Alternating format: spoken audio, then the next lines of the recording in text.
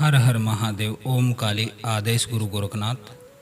तो प्रेमी भगतजनों, आज का जो वीडियो है इसमें मुख्यतः 3 बातें रहेंगी। पहली बात तो आपको एक खुशखबरी देनी है कि जो अभी गुरु पूर्णिमा आने वाली है 21 जुलाई को, इस गुरु पूर्णिमा के उपरांत 15 दिन तक जो भी भगतजन हरिद्वार आएंगे, जो भी व्यक्ति हरिद्वार आएंगे, पीड़ित मरीज, उनको निःशुल्क उनकी जांच की जाएगी। उनकी समस्याओं को बारीकी से सुना जाएगा, समझा जाएगा, और जो करने योग्य हैं उनकी काट भी की जाएगी। करने योग्य से मेरा तात्पर्य यह है जिनके कर्म फल उन्होंने भोग लिए हैं, कष्ट भोग लिए हैं और थोड़े बहुत कर्म फल बचे हैं, सिर्फ वही बाधा है उनकी मुक्ति में, उनको काट दिया जाएगा। लेकिन जिसके कर्म फल अभी प्रबल हैं, जिसके बुरे कर्म अभी कटे नहीं हैं, जो भोग रहा है उस परमात्मा के दंड को, प्रकृति के दंड को, क्योंकि जैसा करोगे वैसा भरोगे, यह इस प्रकृति की नीति है।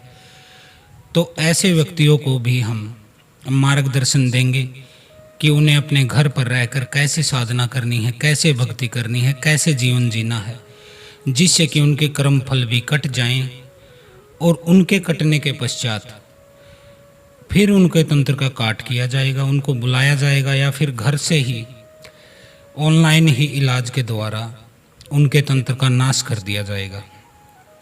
तो प्रथम तो यह सूचना देनी है कि गुरु पूर्णिमा से 21 जुलाई से अगले 15 दिन तक निःशुल्क जांच होगी, कोई पैसा नहीं लिया जाएगा। हाँ, आपकी इच्छा है यदि कुछ देने की हमारे आश्रम ट्रस्ट में, तो आप दे सकते हैं। आप 500, 1000, 2000, 4000, जितनी आपकी श्रद्धा है वह आप दे सकते हैं, लेकिन आपसे कोई मांग नहीं रहेगी। आप अपनी मर्जी से तुलसी के पत्ते पर जो रख के दे देंगे हम स्वीकार कर लेंगे और आपको पक्की रसीद दे देंगे शिवानंद आश्रम ट्रस्ट में जो आपने पैसा दिया है, ताकि भविष्य में भी आप जुड़े रहें और अपनी जो बाधाएं हैं, समस्याएं हैं, जो जानना चाहते हैं आप हमसे पूछ भी सकते हैं। हम आपको रिप्लाई देंगे, मैसेज का भी और कॉल का भी जवाब देंगे जब हम उपलब्ध होंगे, जब हमारे पास समय होगा।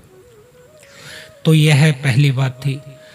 अब दूसरी बात है कि आत्मा और परमात्मा का संवाद होता है। यह पूरा वीडियो गुरु की महिमा पर आधारित रहेगा। गुरु क्यों जरूरी हैं, गुरु कौन होते हैं, गुरु कैसे होते हैं, यह चीज़ें मैं आपको आज टोटल समझाऊंगा। इतनी बारीकी से उदाहरण के साथ समझाऊंगा कि इसके बाद आपको किसी से भी जानने की ज़रूरत नहीं रह जाएगी, पूछने की ज़रूरत नहीं रह जाएगी कि आखिर गुरु होते कौन हैं और उनका महत्व क्या है आपके जीवन में। तो शुरुआत करता हूँ। एक आत्मा परमात्मा से कहती है कि अस्तो माँ सदगम्य तमसो माँ ज्योतिर्गम्य। उस आत्मा ने परमात्मा को पुकारा, अपने परम पिता को पुकारा और उनसे कहा अस्तो माँ सदगम्य तमसो माँ ज्योतिर्गम्य। अब इसका मतलब हिंदी में बता देता हूँ। उसने कहा, हे प्रभु, हे पूर्ण परमात्मा, मुझे असत्य से सत्य की तरफ ले चलो। अब असत्य जो शब्द हुआ है वह है इस जगत की माया के रूप में, अभूतपूर्व जगत के रूप में, इस नश्वर संसार के रूप में। मुझे असत्य यानी नश्वर संसार से, इस झूठ की दुनिया से पार ले चलो। कहाँ ले चलो? वास्तविकता की ओर। और वास्तविकता क्या है? वास्तविकता है शाश्वत आत्मा, जो कभी नष्ट नहीं होती, जो अजर है, अमर है। तो कहने का मतलब है अस्तो माँ सदगम्य, मुझे असत्य से सत्य की तरफ ले चलो, मुझे झूठे संसार से उस शाश्वत आत्मा की तरफ, अनश्वर आत्मा की तरफ ले चलो। तो यह है। अब वह कहती है कि तमसो माँ ज्योतिर्गम्य, मुझे अंधकार से, अंधकार मायने अंधकार का यहाँ अर्थ जो मैं दूंगा आपको वह है अज्ञान। मुझे अंधकार से यानी कि अज्ञान से प्रकाश की तरफ, प्रकाश का अर्थ मैं दूंगा आध्यात्मिक ज्ञान, आत्मज्ञान, आत्म साक्षात्कार। मुझे अंधकार से प्रकाश की तरफ ले चलो, यानी मुझे अज्ञान से अध्यात्म ज्ञान, आत्मज्ञान की तरफ ले चलो। अब ये अज्ञान जो शब्द है वह क्या है? अज्ञान यही है, सिर्फ अज्ञान एक ही है इस दुनिया में कि मैं जानता हूँ, मैं सब जानता हूँ।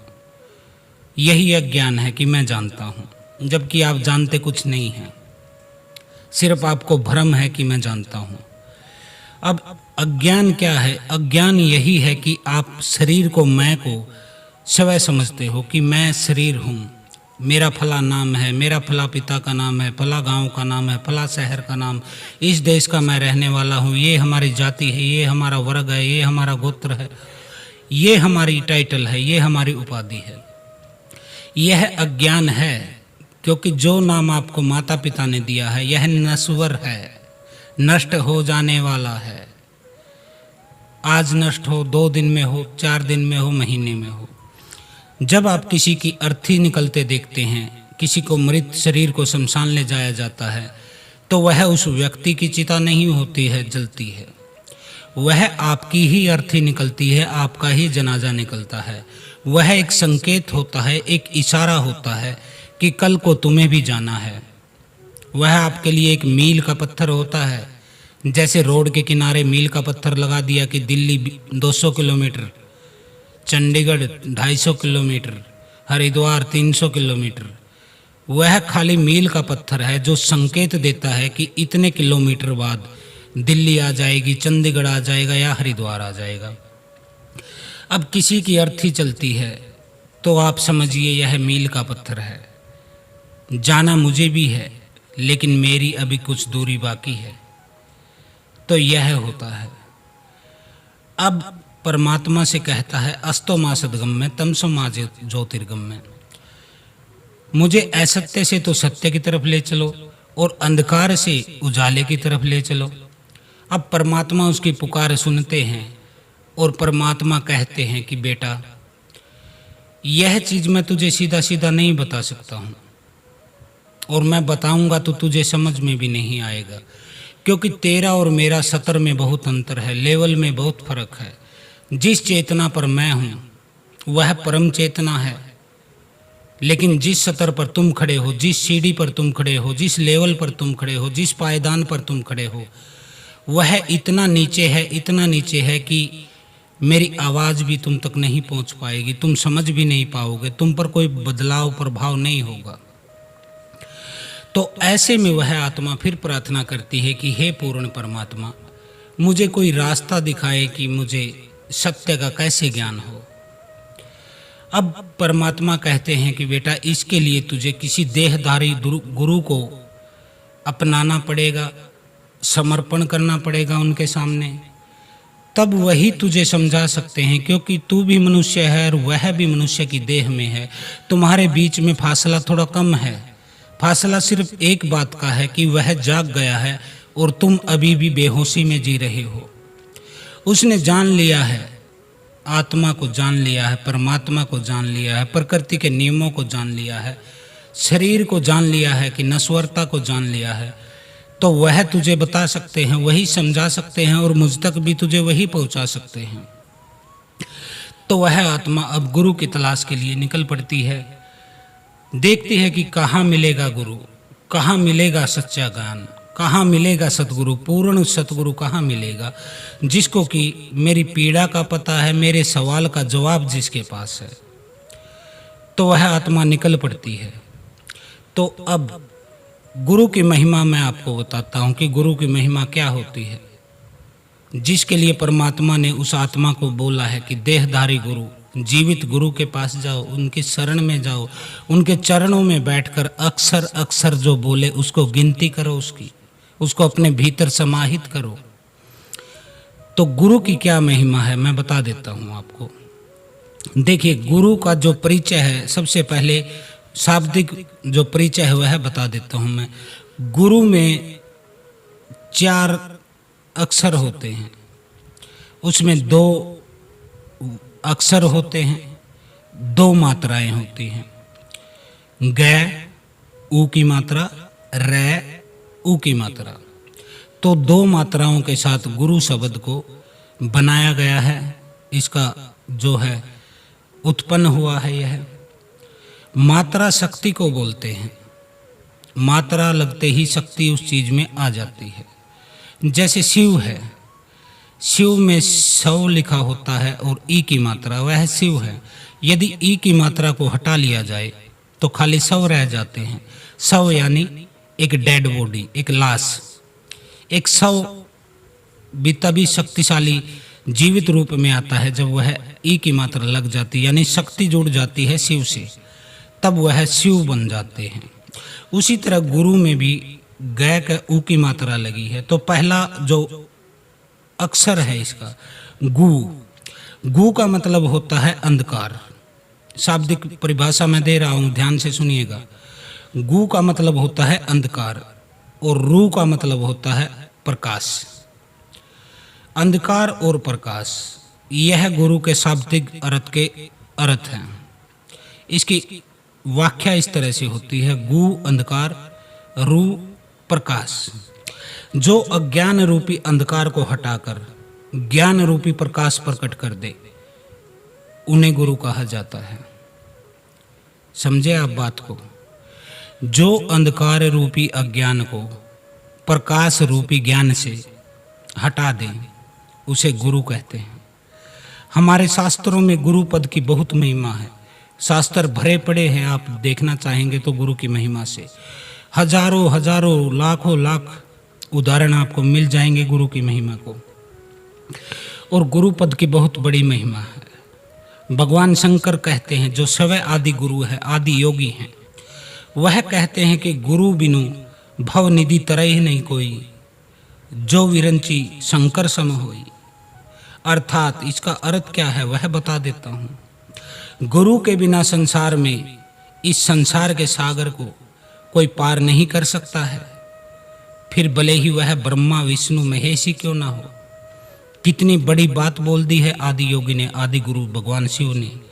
गुरु बिनु भव निधि तरह नहीं कोई, जो विरंची शंकर सम होई।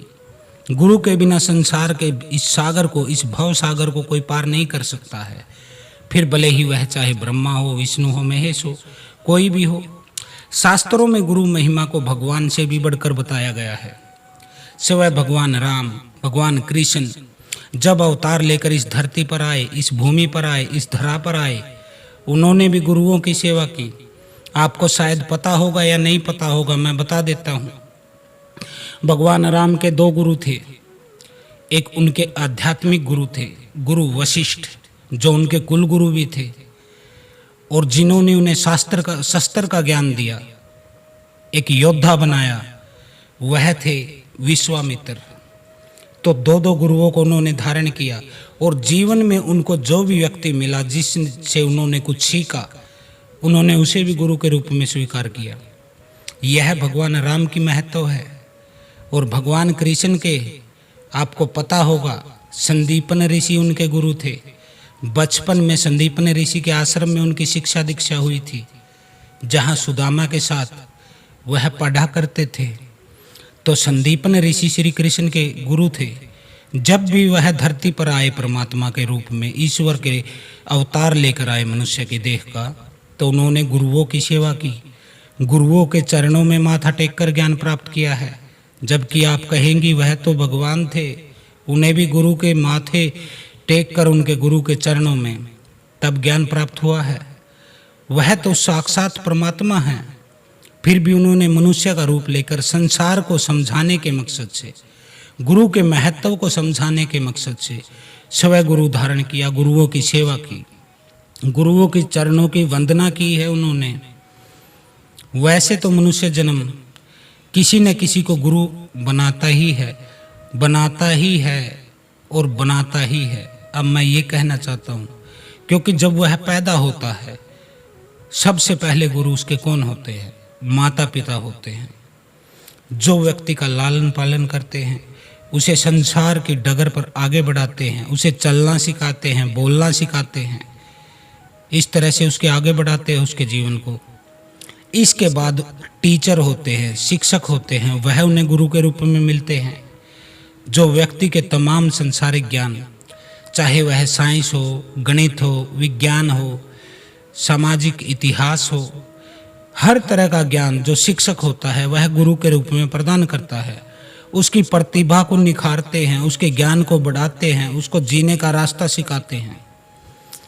तो यह होते हैं गुरु। अब इसके बाद जब लड़का वह बड़ा हो जाता है, पढ़ लिख लेता है, सफल हो जाता है अपने उद्देश्य में, और अब जीवन का वह मोड़ आता है कि वह रिटायरमेंट की तरफ जाने लगता है। यानी कि 35, 40, 45 साल का हो जाता है, 50 साल का हो जाता है। अब उसे कौन मिलते हैं? अब उसे मिलते हैं आध्यात्मिक गुरु, एक धर्म गुरु, जो व्यक्ति को इस संसार के दुख सुख, लाभ हानि, कर्मों के फल और इनके तूफान से, कर्मों के फल से निकलकर सुख, शांति, संतोष और अपनी आत्मा में स्थित होने का ज्ञान देते हैं। वह समझाते हैं कि बेटा तूने जीवन को ऐसे जिया है जिसके ये तो साइड इफेक्ट हैं, इनसे तू कष्ट भोग रहा है, चाहे तू तंत्र में कष्ट भोग रहा है, चाहे शारीरिक कष्ट भोग रहा है, आर्थिक कष्ट भोग रहा है, जितने भी तू कष्ट भोग रहा है वह फिर उसे गुरु बताते हैं, जो आध्यात्मिक गुरु होते हैं, धर्म गुरु होते हैं। दुनिया के कुचक्कर से उसे मुक्त कर देते हैं ज्ञान के द्वारा, ताकि वह मुक्ति को प्राप्त करे, उस परमात्मा में लीन हो जाए। और अगर हिसाब से देखे तो संसार का कोई भी काम करने से पहले उसे सीखना जरूरी होता है। बेशक आप बोलना सीखें, चलना सीखें, साइकिल चलाना सीखें, गाड़ी चलाना सीखें, खाना बनाना सीखें, नहाना सीखें, तो पहले सीखना जरूरी होता है किसी भी कार्य को करने से पहले। और जो जिससे आप सीखते हैं, जो आपको सिखाता है, वह असल में आपका गुरु होता है, गुरु के रूप में होता है। उदाहरण के तौर पर बता रहा हूँ, एक कन्या रोटी बनाना सीखती है तो उसके माँ का आश्रय लेना पड़ता है, माँ की शरण में जाना पड़ता है। माँ उसे अपने सानिध्य में रखती है, आटा गूंथना सिखाती है, कितना आटा होना चाहिए, कितना पानी होना चाहिए वह बताती है, कितना नमक होता है आटे में वह डालना सिखाती है, फिर रोटी बनाना सिखाती है, बेलना सिखाती है उसको, यह सभी कलाएं सिखाती है। और जब संसार का छोटा से छोटा कार्य भी बिना गुरु के नहीं हो सकता, बिना गुरु के संभव नहीं हो पाता, तो इस संसार के जो कुचक्कर है, जो भव सागर है, जिसमें आप फंसे पड़े हैं माया जाल में, उससे निकलना कैसे संभव हो पाएगा। इस धरती पर बेटा जितने भी महान पुरुष हुए हैं, जितने भी महापुरुष हुए हैं, उन सब ने किसी न किसी गुरु के सानिध्य में ज्ञान को प्राप्त किया है, अनुभव को प्राप्त किया है, तभी वह सफल हो पाए हैं।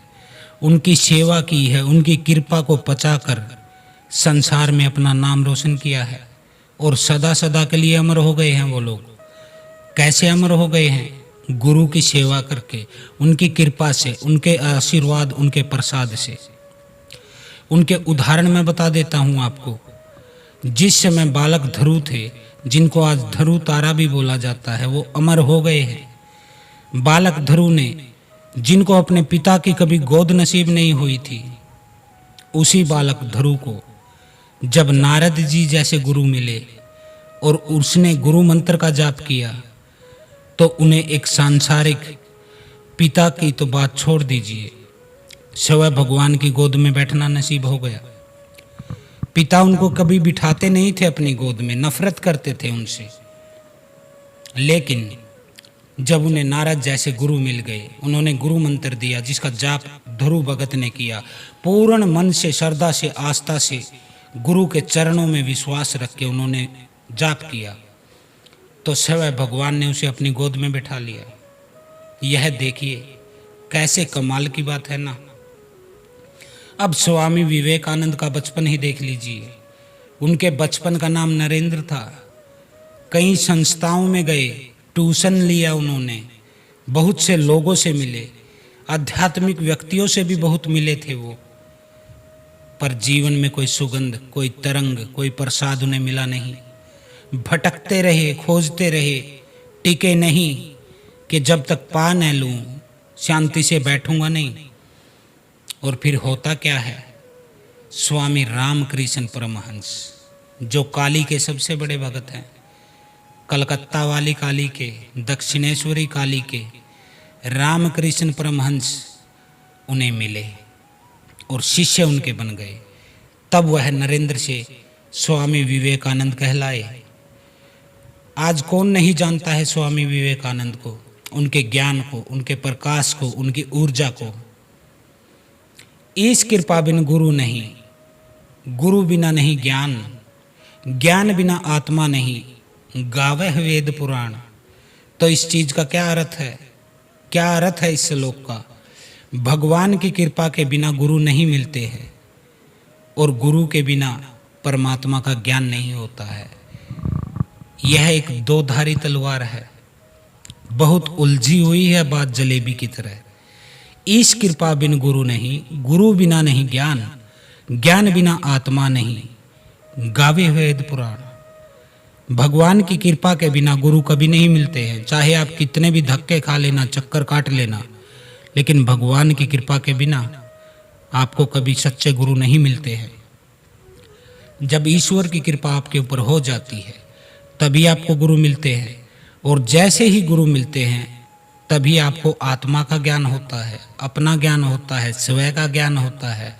और जिसने आत्म ज्ञान कर लिया, आत्मा का ज्ञान कर लिया, फिर परमात्मा को पहचानना उसके लिए मुश्किल नहीं रहता। तो यह होता है, ज्ञान के बिना अपने वास्तविक स्वरूप अमर आत्मा का पता नहीं चलता, बिल्कुल पता नहीं चलता, क्योंकि आप एक अज्ञान में जीते हैं, एक अंधकार में जीते हैं। आप शरीर को स्वयं समझते हैं कि मैं शरीर हूँ, मेरा ये नाम है, ये मेरा पहचान है, ऐसी मेरी शक्ल है, ऐसे मेरे कपड़े हैं, ये मेरा पद है। लेकिन आत्मा का ज्ञान नहीं होता है उसे ज्ञान के बिना, सच्चे ज्ञान के बिना। ऐसा हमारे वेद और पुराण भी बताते हैं।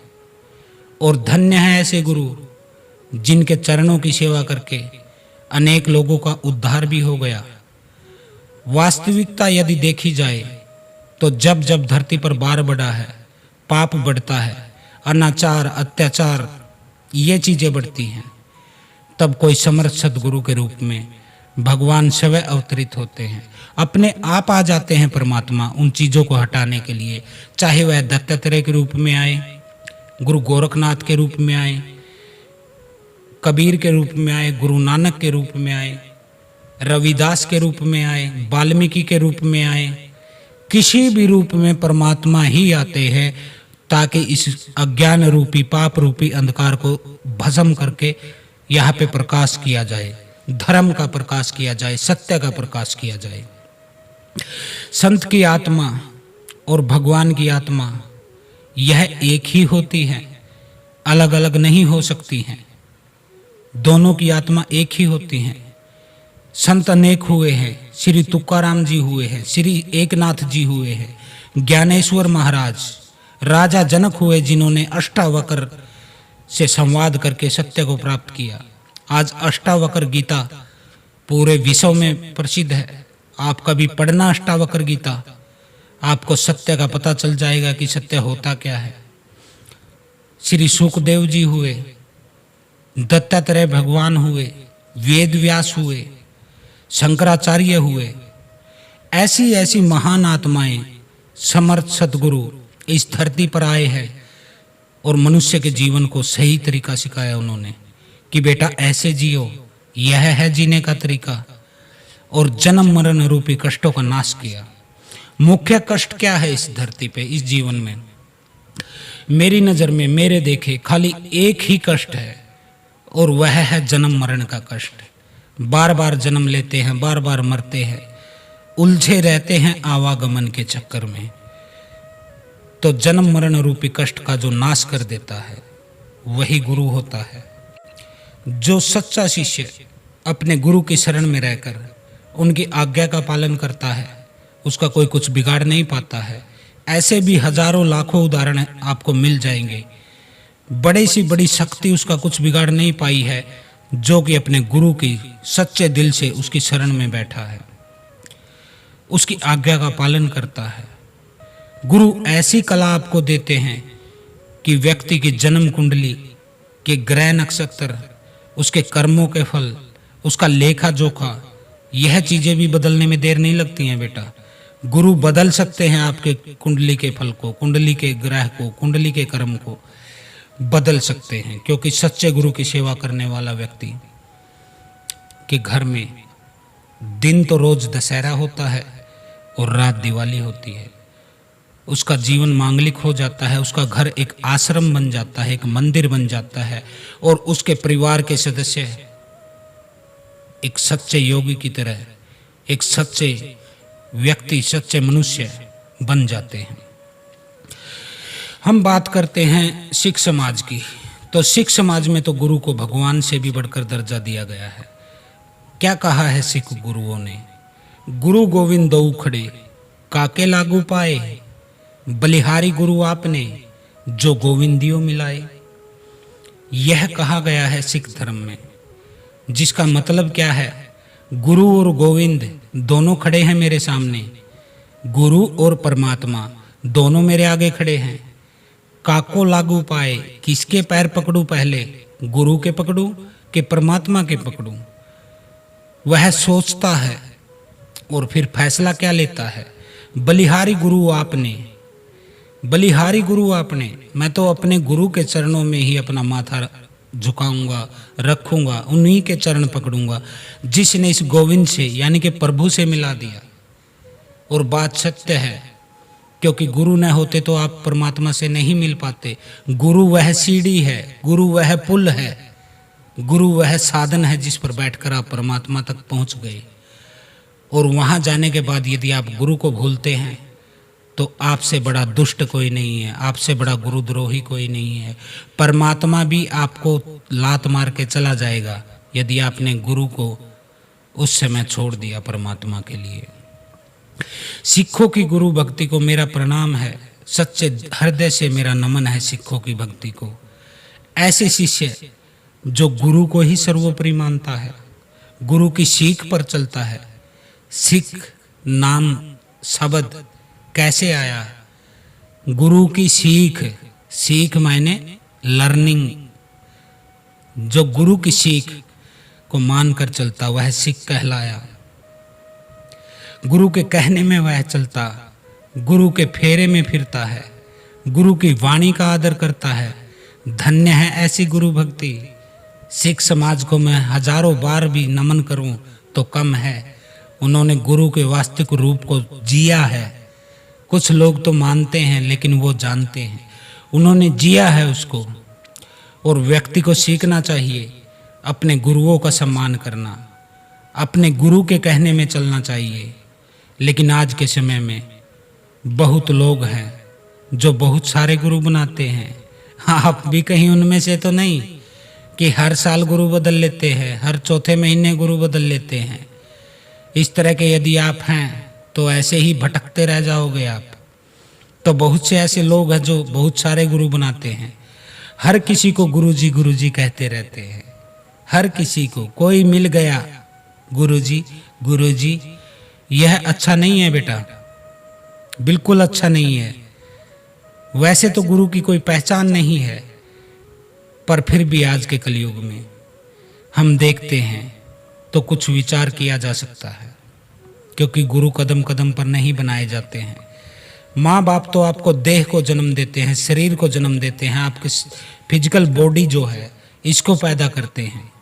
लेकिन सच्चा गुरु उस देह में रह रहे परम परमात्मा को उसका दीदार कराता है, आपको उसका दर्शन कराता है और परमात्मा में ही आपको लीन कर देता है, स्थापित कर देता है, प्रतिष्ठित कर देता है।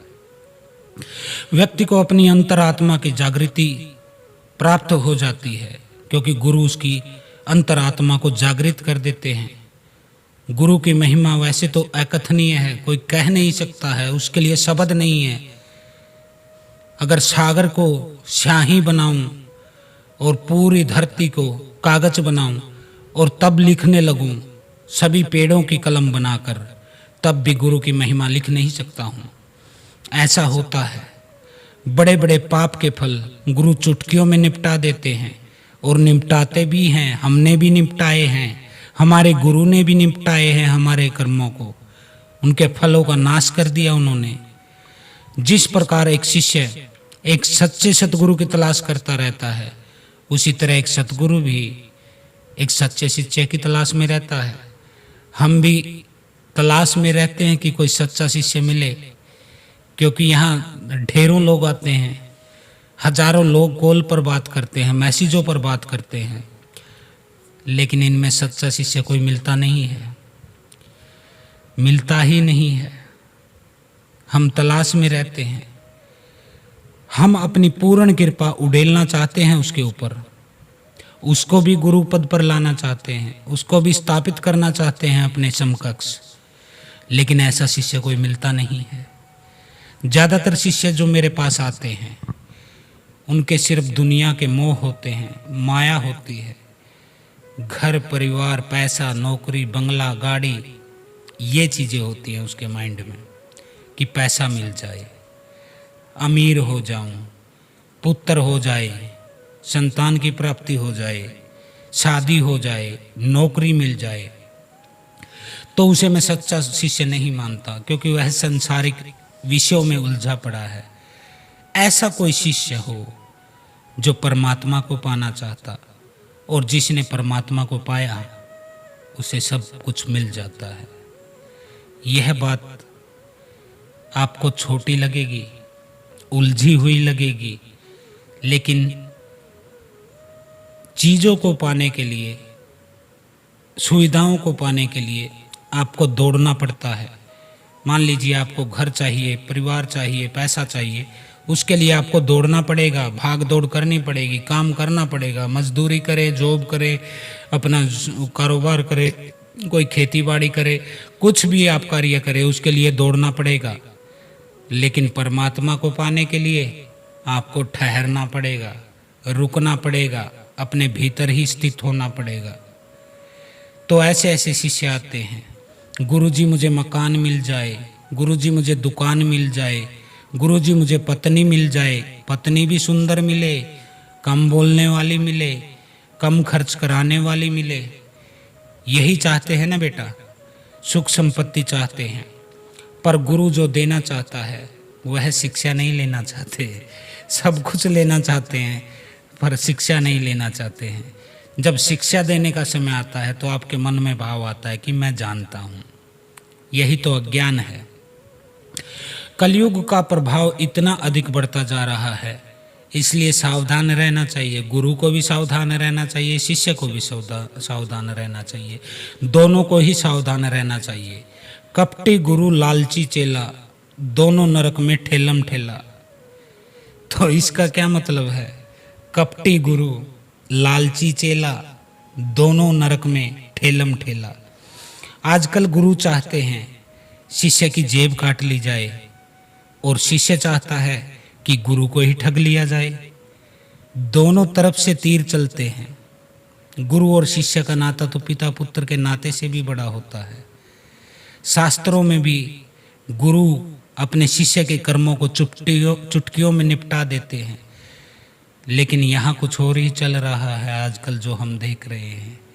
शिष्य गुरु को मूर्ख बना के ठगने की कोशिश करते हैं, और गुरु शिष्य की जेब काटने के चक्कर में। इसके कई उदाहरण हैं। एक बार गुरु नानक देव जी घूमते घूमते एक सेठ साहूकार के घर पहुंचे, और उस सेठ साहूकार ने नानक जी की बहुत सेवा की।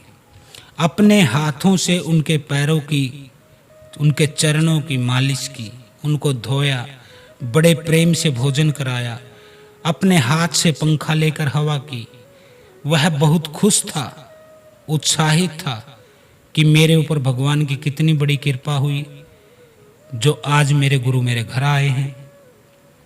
बिल्कुल हृदय उसका खुशी से भरा हुआ था।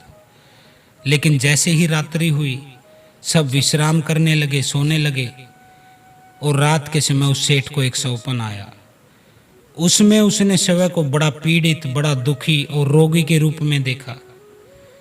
वह सारी रात इसी सपने के चक्कर में सो नहीं पाया, परेशान रहा, करवट बदलता रहा, कभी इधर कभी उधर, पर नींद ना आ पाई उसे।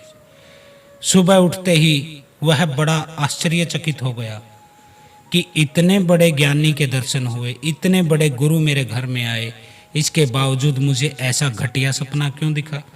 जिसमें मैं रोगी दिख रहा हूँ, असहाय दिख रहा हूँ, बहुत पीड़ित हूँ, दर्द से कर्रा रहा हूँ, चिल्ला रहा हूँ। मेरी सारी रात आज काली हो गई है, काली रात मेरी बीती है। इस बात में भी कोई न कोई रहस्य होगा, ऐसा उसने सोचा। और उन्होंने गुरु नानक देव जी से पूछा कि गुरु जी, आप जैसे महान संत, ऐसी महान आत्मा के दर्शन करने के बावजूद मेरे साथ ऐसा क्यों हुआ? आप जैसी शुद्ध आत्मा के दर्शन करने के बाद तो मेरा मन प्रसन्न होना चाहिए था, खुशी होना चाहिए था, शरीर हल्का हो जाना चाहिए था, लेकिन मेरे साथ उल्टा हुआ। मुझे शुभ सपन आने चाहिए थे, लेकिन आ गए अशुभ सपन। तो गुरु नानक देव जी ने उसे कहा, बेटा, संतों की महिमा को कोई पूरा नहीं समझ सकता है।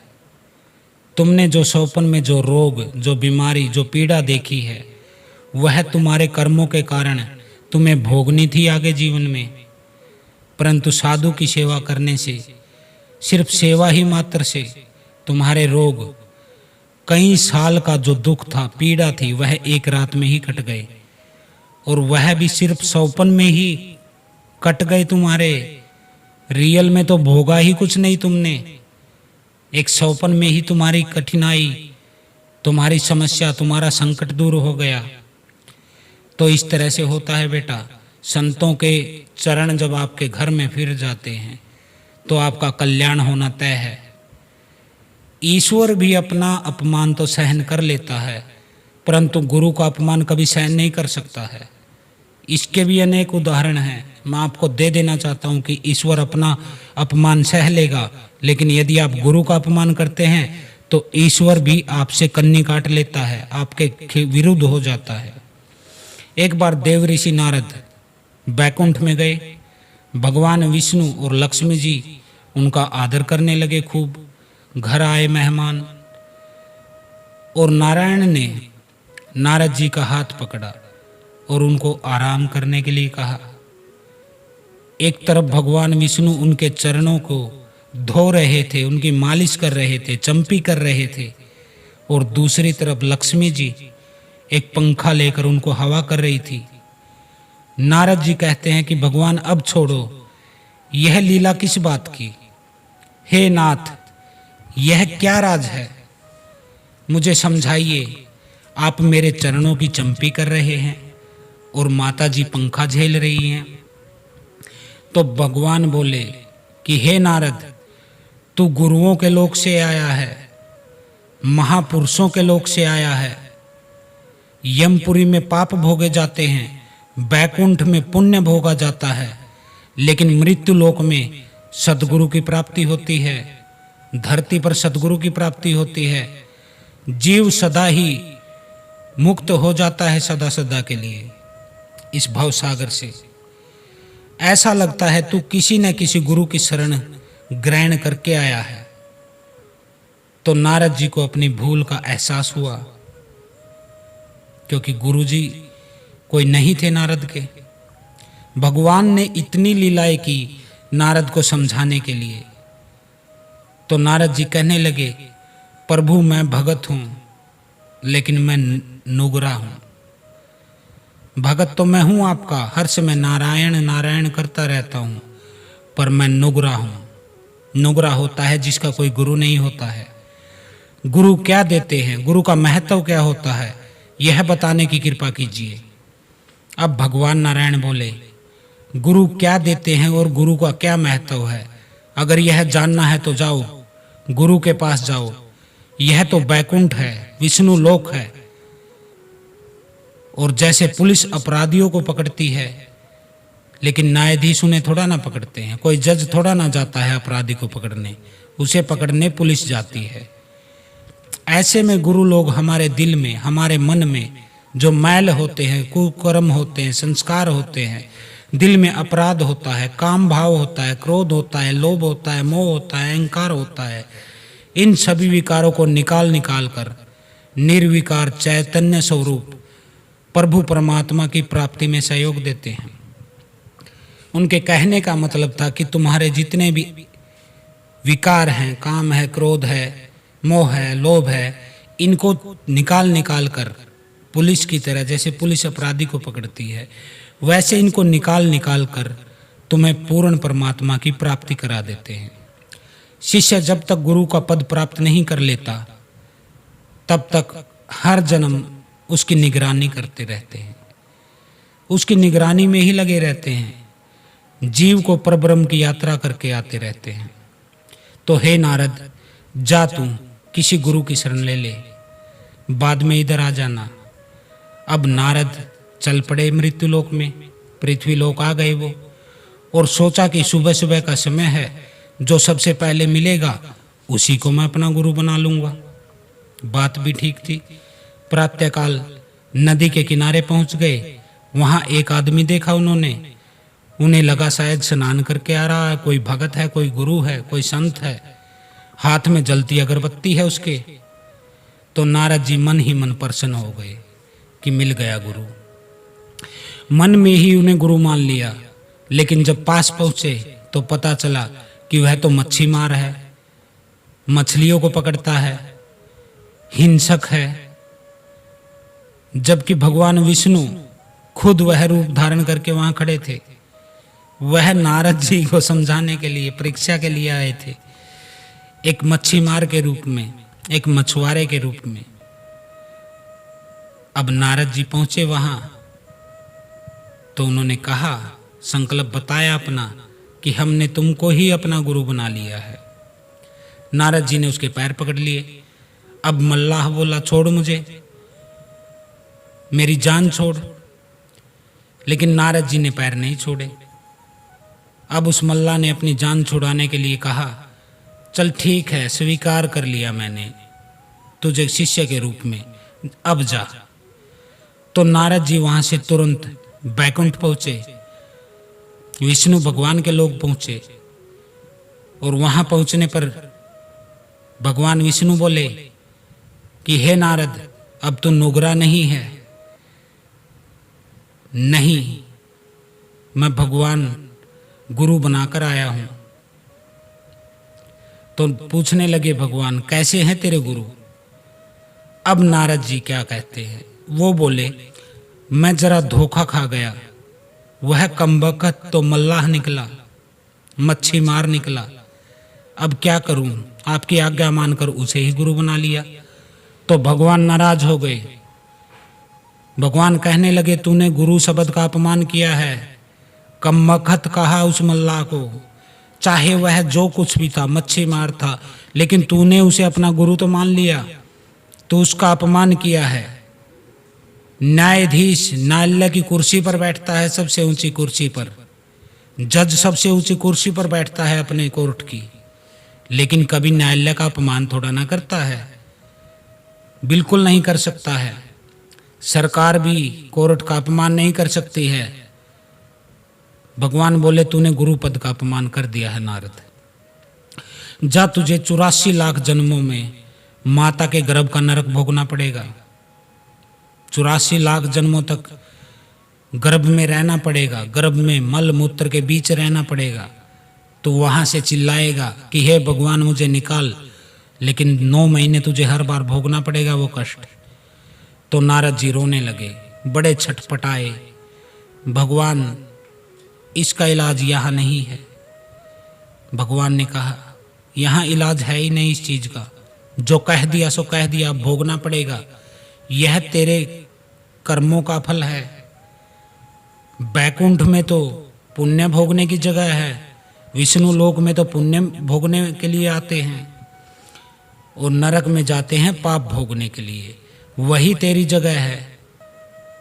और अगर कर्मों से किसी को छूटना है तो वह जगह धरती लोक है, मनुष्य लोक है। तो जा उन गुरुओं के पास, अपने गुरु के पास जा, मृत्यु लोक में तेरा उद्धार हो सकता है, क्योंकि कर्मों के दंड भोगने के लिए नरक जाना पड़ेगा। और अगर तुझे कर्मों से मुक्ति पानी है तो जा गुरु की शरण में। तो नारद जी वापस धरती पर आ गए, उस मल्लाह के पैर पकड़ लिए, हाथ जोड़कर आंसू बहाते हुए कहा, हे गुरुदेव, बहुत बुरा फंस गया, उपाय बताइए। 84 के चक्कर से छूटने का कोई तो उपाय होगा। आप बताइए, मैंने आपको गुरु माना है। गुरु ने पहले तो उसकी पूरी बात समझी, सब कुछ बारीकी से सुना, फिर कुछ संकेत दे दिए। अब नारद जी फिर से बैकुंठ पहुंच गए। भगवान विष्णु से कहा कि मैं 84 लाख योनियां तो भोग लूंगा, मैं तैयार हूं, लेकिन एक कृपा कर दीजिए, खाली उसका नक्शा बना दीजिए, मैं जरा देख तो लूं कि कैसे होती है 84 लाख योनियां। भगवान ने तुरंत उसका नक्शा बना दिया, किसी कागज पर बना दिया होगा। अब नारद जी ने उस नक्शे को लिया, उसको रखा और उसके चारों तरफ चक्कर काटने लगे। अब यह करते हुए भगवान बोले, अरे नारद क्या कर रहे हो? तो नारद जी बोले, भगवान यह 84 भी आपकी बनाई हुई है और वह 84 भी आपकी बनाई हुई है, मैं तो इसी के चक्कर लगाकर अपनी 84 पूरी कर रहा हूं। अब भगवान ने कहा, देख नारद, गुरु के नुस्खे लाजवाब होते हैं, तूने 84 की फेरी कर ली तो तू मुक्त हो गया अब कर्मफल से। यह युक्ति तुझे उसी गुरु से मिली है जिसको तू कमबख्त कह रहा था, हिंसक कह रहा था। तो नारद जी महापुरुषों के नुस्खे लेकर अपने अतृप्त हृदय की तृप्ति को पा लेते हैं। अशांत हृदय में परमात्मा की शांति उनको मिल जाती है, शांत हो जाता है। जैसे किसी तालाब की लहरें, जैसे आप कोई पत्थर फेंकते हैं तो लहरें उठती हैं, वैसे ही हमारे मन में भी विचारों की तरंगें उठती हैं। उसको थाम लेना ही, शांति को प्राप्त कर लेना ही परमात्मा को प्राप्त कर लेना है। अज्ञान से गिरे हुए हृदय में आत्मा का जो प्रकाश पा लेता है, जिन जिन महापुरुषों के जीवन में गुरुओं का सच्चा प्रसाद आया, ऊंचे अनुभव को, शांति को प्राप्त हुए हैं। हमारी क्या शक्ति है कि उन महापुरुषों से, उन गुरुओं से उनकी महिमा का गुणगान कर सके? इतनी हमारी जीवा में बल नहीं है, हमारी जीभ थक जाएगी कहते कहते गुरु की महिमा। वह ज्ञानवान महापुरुष जिसके जीवन में निहार लेते हैं, आपके गुरु यदि आपके जीवन में निहार लेते हैं, जीवन पर मड़ी सी भी, जरा सी भी मीठी नजर डाल देते हैं, तो आपके जीवन में भी मधुरता का संचार हो जाता है, सब कुछ मीठा मीठा होने लगता है आपके जीवन में। राजा परीक्षित हुए, जब उन्हें पता चला कि 7 दिन में ही उनकी मृत्यु हो जाएगी, तो सुखदेव महाराज जैसे सद्गुरु ने ही उनको इस मृत्यु रूपी अजगर से बचाया था। राजा परीक्षित जब अपने गुरु सुखदेव जी की शरण में गए, तभी उनके जीवन से मृत्यु का भय दूर हो पाया, नहीं तो वह भटक रहे थे, तड़प रहे थे कि 7 दिन बाद मर जाऊंगा तो क्या होगा, क्या मेरे राज्य का होगा, क्या मेरी प्रजा का होगा, क्या मेरे परिवार का होगा। लेकिन गुरु की शरण में जाकर उन्हें मुक्ति मिली थी मृत्यु के भय से।